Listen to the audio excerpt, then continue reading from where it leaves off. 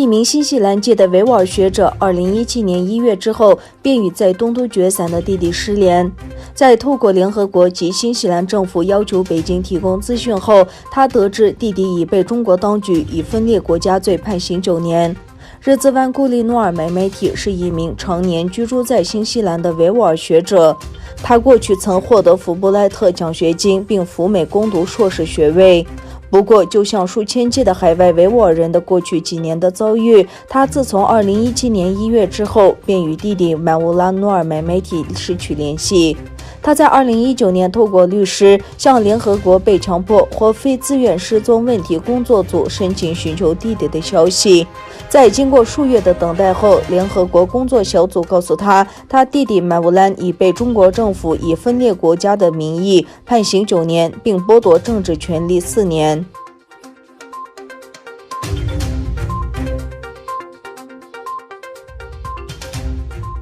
藏人行政中央选举事务署宣布，目前共有79697名藏人取得投票权。下届西藏流亡总理和国会第17届议会的第1轮选举将于2021年1月3日举行，最后一次选举将于2021年4月11日举行。根据位于印度达兰萨拉的选举事务署的统计，有55083名居住在印度的选民完成选举注册，其余24014名选民则分布在其他的国家。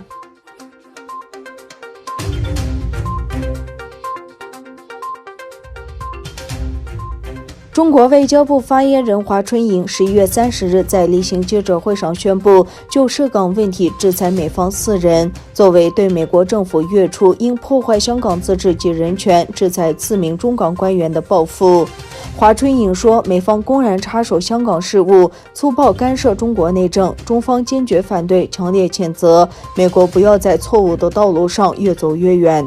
美国国务院和财政部11月10日宣布制裁4名中港官员。美国国务卿蓬佩奥当天在推特上指，他们参与的政策和行动破坏香港自治，轻触法治。另一方面，美国周一宣布对中国电子进出口有限公司实施制裁，指责该公司支持委内瑞拉总统马杜罗破坏民主的努力。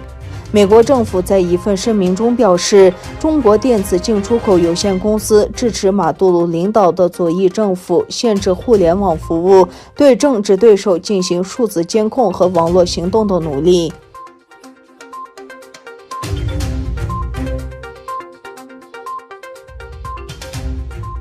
伊朗革命卫队高级指挥官在伊拉克遇袭身亡。据伊拉克阿拉比亚电视台报道，当地时间29日晚间，在伊拉克和叙利亚边境附近的加伊姆地区，伊朗革命卫队高级指挥官穆斯林沙赫丹乘坐的车辆遭到无人机袭击，沙赫丹与3名随行人员均在袭击中身亡。而就在2天前，11月27日下午，伊朗高级核物理学家法赫利扎德在伊朗首都被暗杀。伊朗当局称，已经获得必要的证据，表明以色列政权参与了暗杀法赫利扎德的活动。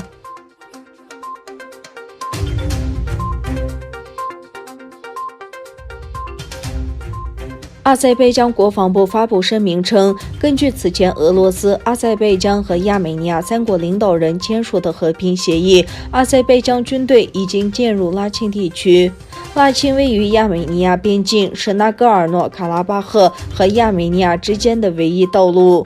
被称为拉沁走廊。它成为1990年代战争中亚美尼亚军队的第一批目标之一，并于1992年5月18日被占领。